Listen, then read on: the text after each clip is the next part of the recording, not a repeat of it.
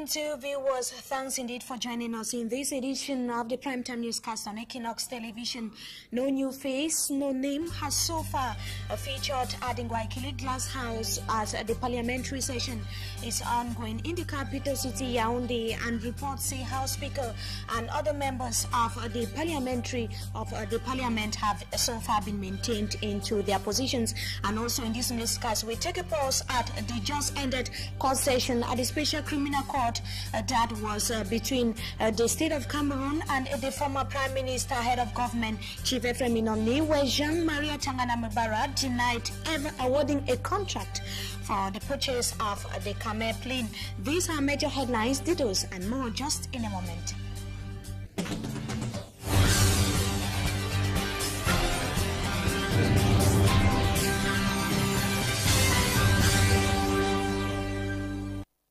Thanks indeed, viewers, for joining us in this edition of the Primetime Newscast on Equinox Television. We begin right away with a series of human interest stories that took place in the city of Douala between yesterday and today, where investigations have been opened so far to track down some yet-to-be identified individuals who murdered a man that was at Dinkolmi Tak neighborhood here in the city of Douala, and the man was attacked early in the morning on his way to the market. And another story is that of an alleged bandit that was also murdered at Makepe neighborhood here in the economic capital Douala. Annabella tells us more in the following report.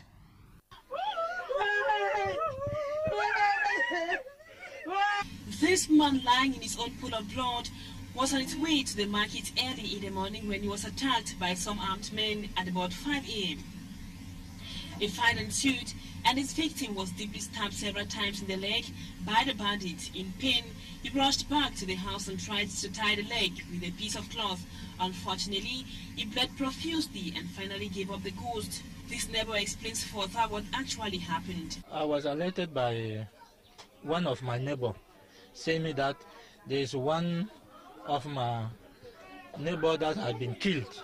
Then I wake up on bed, then I came here and saw him in the blood all sat for his skin, Security forces were alerted and the corpse has been deposited at the local hospital mortuary pending investigations. The family members remain inconsolable and the incident occurred at Dinkolmi Tak.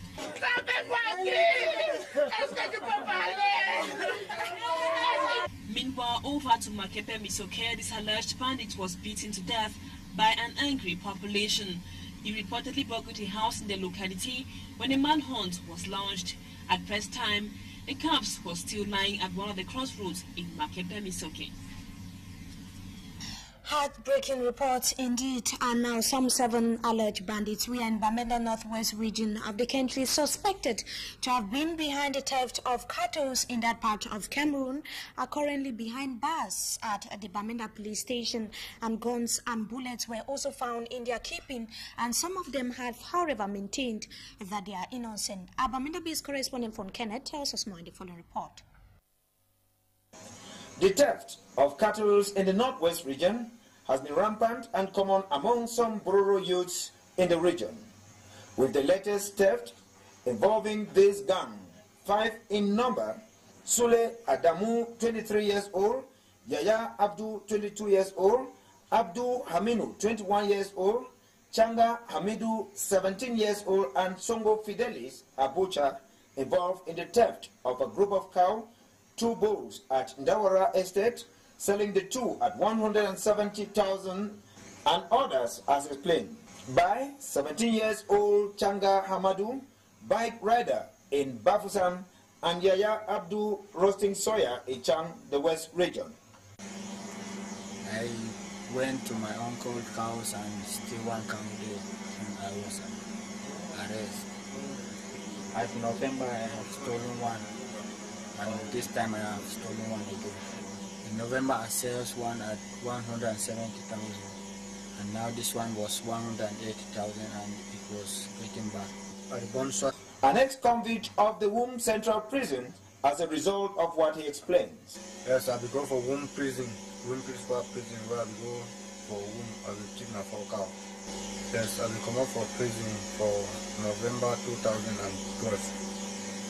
They give me 6 years and I spent 4 years. Songo Fidelis, a butcher at the Nkwen market in Bamenda, part of the deal. I down there almost past 5 months now. This yellow guy come with another boy. I from Bingo there. Don't fall. Then I can go back and say, me going from Bingo, Bingo 4, Bingo 5. It should be noted that this gang of Bororos, during their operations, carry dangerous weapons of such. On behalf of Equinox Television, Fon Kenneth is my name.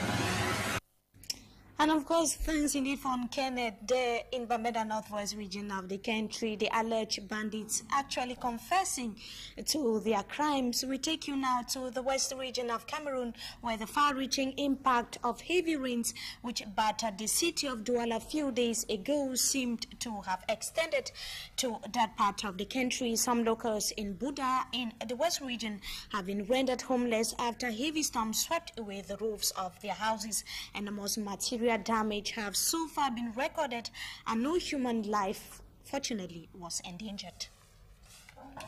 Now we take a pause in the capital city, Yaoundé, after the just ended court session of the case opposing the former Prime Minister, head of government, Chief Ephraim Menoni, and the state of Cameroon, where the Special Criminal Court has adjourned to the 3rd of April the embezzlement case between Chief Ephraim Menoni, Jean-Marie Tangana Mebara, and also Otele Esomba. Today's hearing, which lasted for about 5 hours at the Special Criminal Court in Yaoundé, saw the presentation of Mebara's own version of the story, and the former Secretary General, the Presidency of the Republic, denied ever giving or awarding contracts, the over 2 million contracts for the purchase of the presidential plane, and very few chiefs from the Kako division, like has been the case of other hearing in the case were present at the Special Criminal Court today. And the case, as I earlier said, has been adjourned for the 3rd of April 2013. Now we talk the ongoing Guaikele or National Assembly or parliamentary session taking place at the Glass House in Guaikele, still in the capital city Yaoundé, where elections of the Bureau of the members are still ongoing, and reliable sources hold that the entire Bureau of the National Assembly has so far been maintained, including House Speaker Kavaye Yegejibril, and this is after speculations and questions as to whether he was to be retained after he was also removed or rejected as to be, or his candidature of being a senator in the country was also rejected. Yaoundé-based correspondent Roland Akon tells us more in the following report. Kavaye Yegejibril is maintained as Speaker of Cameroon's lower house of assembly.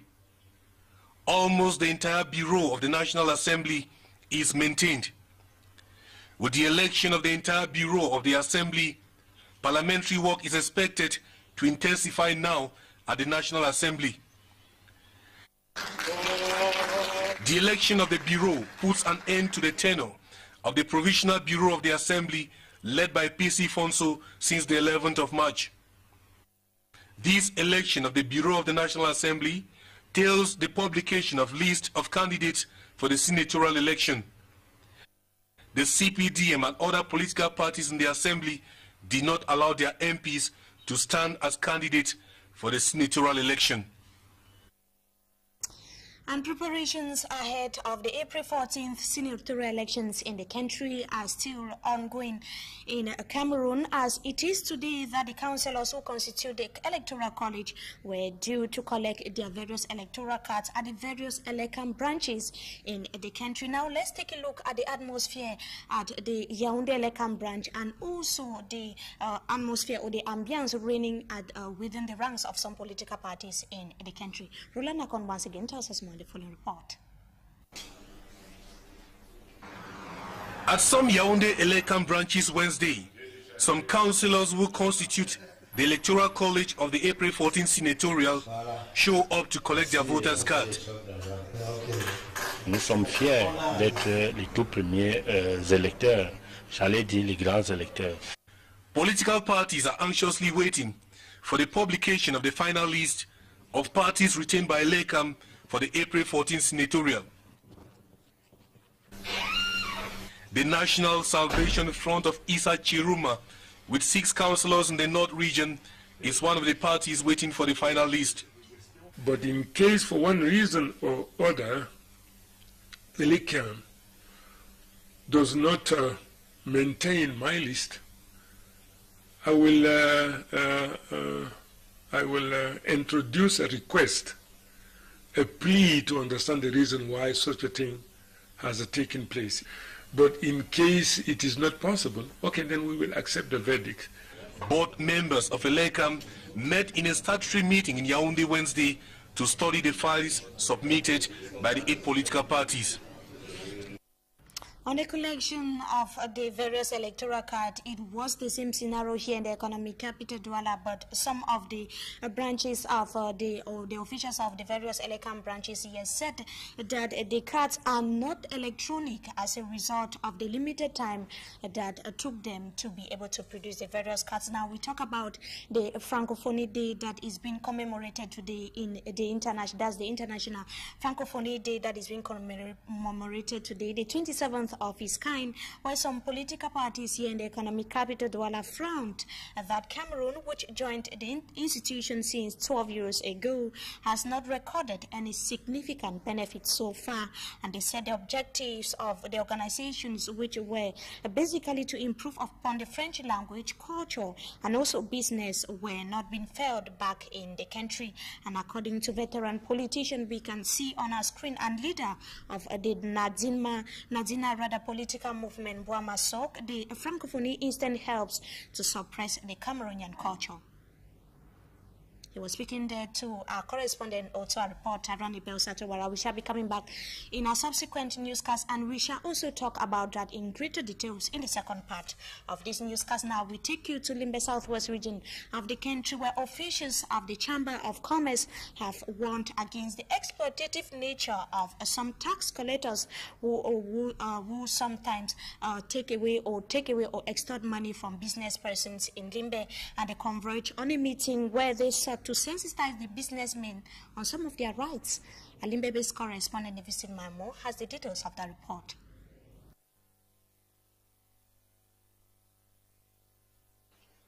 Taxation experts in FACO division were embarrassed to discover that business persons were still being exploited by some tax officials due to their ignorance.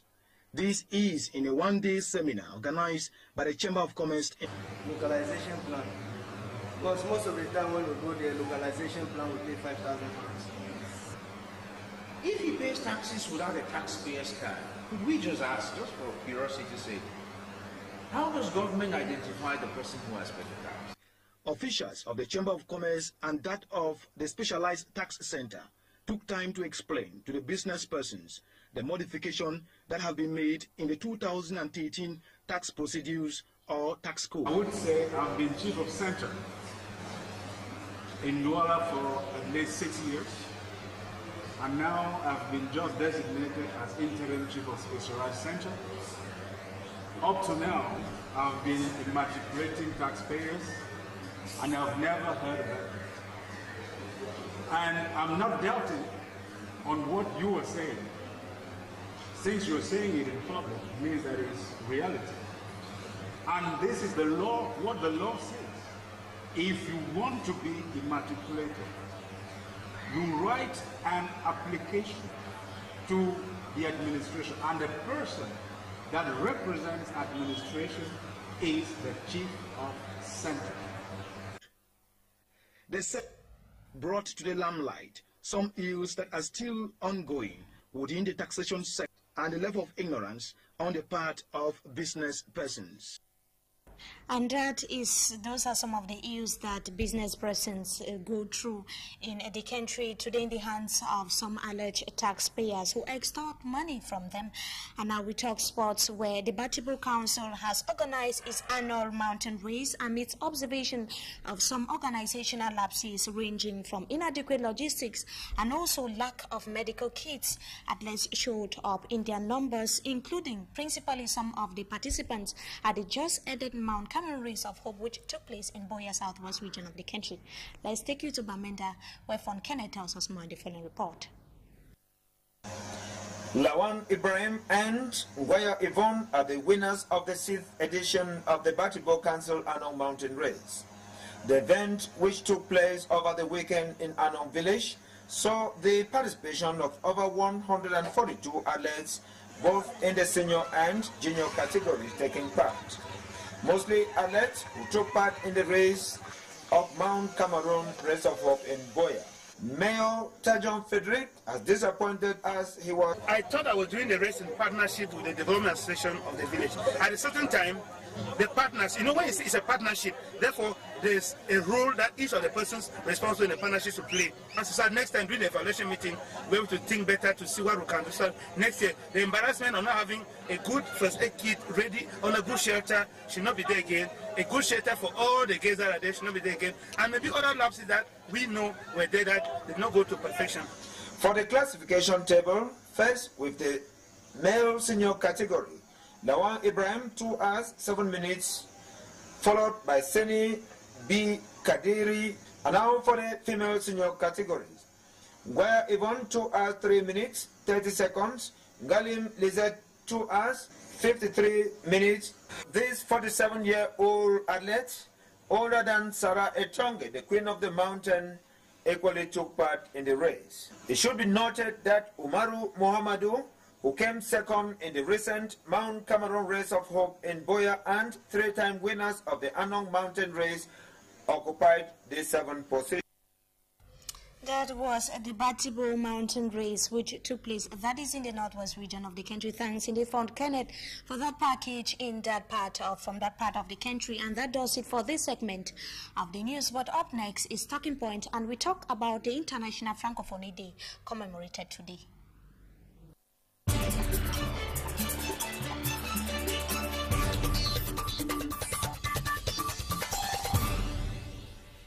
Thanks indeed, viewers, for joining us tonight on Talking Point. Like we earlier announced, we are going to be talking about the International Day for the Francophonie, which is the 37th edition today that is being commemorated 20th of March 2013. And tonight we have a linguist from the University of Douala, Dr. Fasse Innocent. Good evening, and thank you so much for joining us. Good evening, bonsoir. Bonsoir. And like I earlier said, a lot of politicians, observers of the political scenes have been questioning how much Cameroon has gained since it joined the La Francophonie.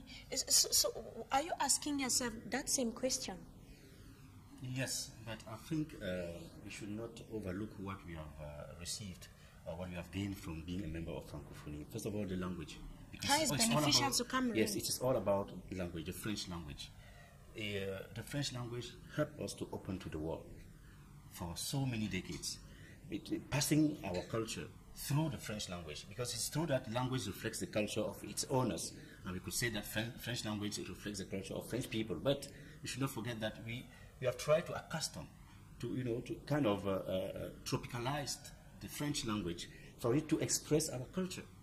Look at so many books that were published in French language, but which passes Cameroon culture. It's the same for other African countries that are members of the Francophonie. So we gain a lot politically, because French is the language of diplomacy, and you know that when you master French, you can master diplomacy all over the world, because French people are leaders in that domain. If you look at the cultural aspect of it, there are 77 members in the Francophonie. Having French means that we can exchange with those 77 countries.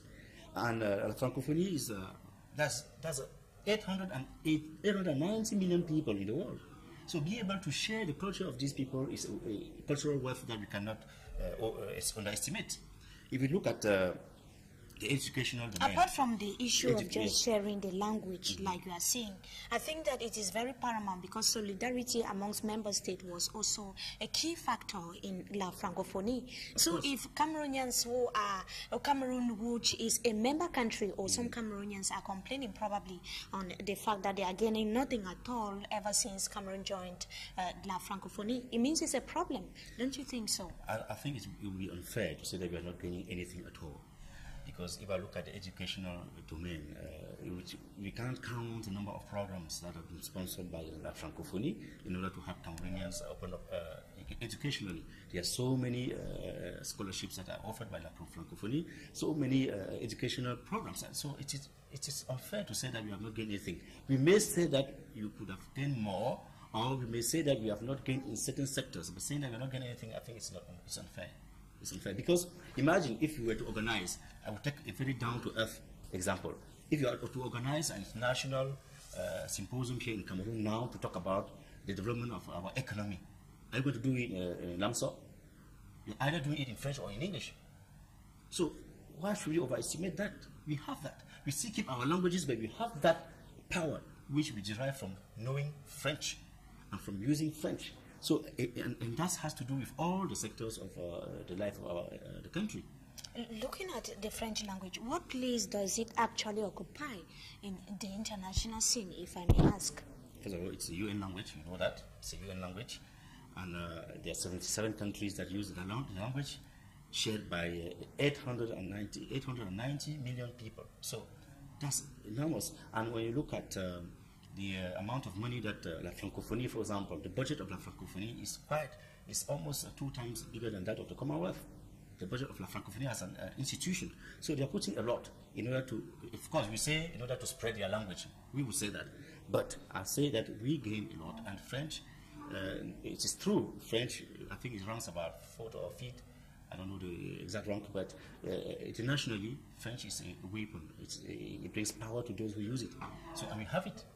So, no matter the fact that we are trying to have our local variety of French, and that's all about Francophonie, but we have French and we can use it to express our culture, to express ourselves at the level of economy, at the level of culture, at the level of diplomacy. So, we gain quite a lot. So we may say that it's the language of the colonial master and that through French they are still colonizing us, but I also ask myself, if we hadn't had French, how would we have spread our culture to the world? What we have offered today at the globalization era? Through which language? We have 286 languages in Cameroon, I mean local languages. Which one we would have used now?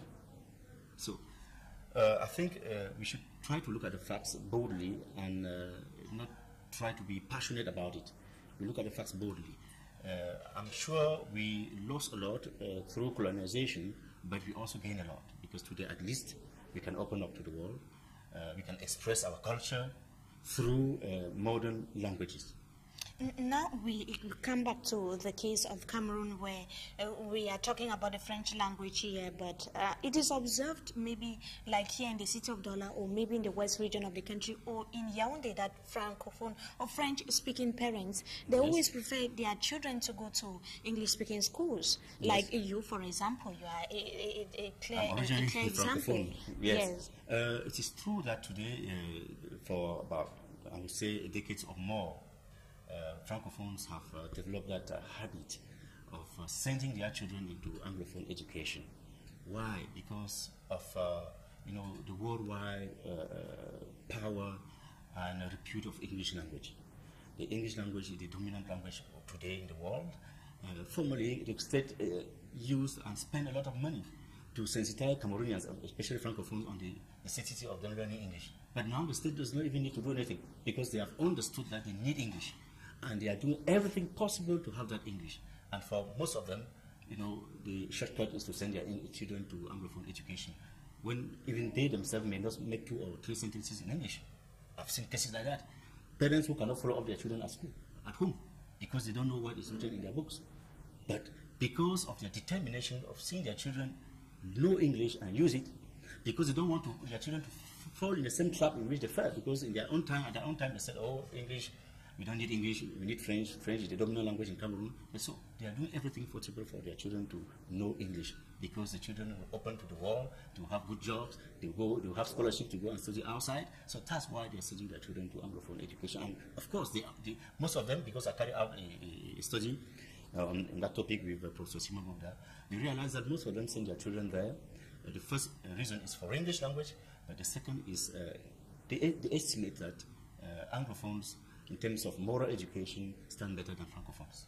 Okay, okay. So is it not killing the French value? It may, if you look at which it is, of course, but a negative impact on the Francophonie itself. Yes, it may to a certain point, because some of these students, at the end of the day, speak French just like Anglophones would do, because they have so much, get immersed in the Anglophone culture that they tend to forget their French. But, of course, most of them remain bilingual in English and French. They may not write French very well, but they speak it because at home they speak French. it is at school that they use English. Even those who end up going to Sasse or to Sacred Heart for a boarding school, when they come back in the holidays, they use English French at home. So most of the time, they do not lose that French that much. They maintain it, but yet they acquire and keep English language. So when you look at most of these African countries that are also members of La Francophonie, what could be your assessment as a linguist? Do you think that they are moving in the same line like other European countries that are also members of La Francophonie? Do you see them in the same line? Trying to join Commonwealth or trying to develop English? Yeah, the French language, I'm talking about La Francophonie. Yes, it is true that today the power of English, what we also call today like Americanization or co-colonization, is such that even purely Francophone countries are adopting English as either second official language and even shifting to English education. We take the case of, I think it's Rwanda, and many other countries are doing the same because of that power of English. But I think too that French is not that losing grounds, because most of these countries know quite well that they will lose a lot if they were to see French go extinct in their country. So the power and the influence of English cannot be undermined. It is really growing, day by day, but they are still struggling to maintain French, just like we are doing in our country. Look at Mali today. Today Mali is benefiting from military assistance from France. It's true. People may question it, but at least it is there. They are benefiting from it because let's not talk only at the level of the language itself. Let's talk about also maybe benefits before we go. We have, like I earlier said, 15 countries in Africa that are members of the Francophonie, and we have other European countries, other countries from the other continents that are also members of La Francophonie. When you look at them coming together, do you see the solidarity? Do you see that unity? Yes. I was just talking about the case of Mali. It's not just France. France is going there accompanied by African countries. And I think that they actually share. When they come together, we see that they can come together and have joint programs. Thanks indeed, Dr. Fasse Innocent. We thank you so much for coming tonight to talk to us on the La Francophonie Day. Okay, so what we remercie. Bonsoir. Merci à vous. Thank you so much, viewers, for joining us tonight in this edition of the Primetime Newscast on ETV. We have come to the end, and have a wonderful stay in the company of our programs, and good evening to you all.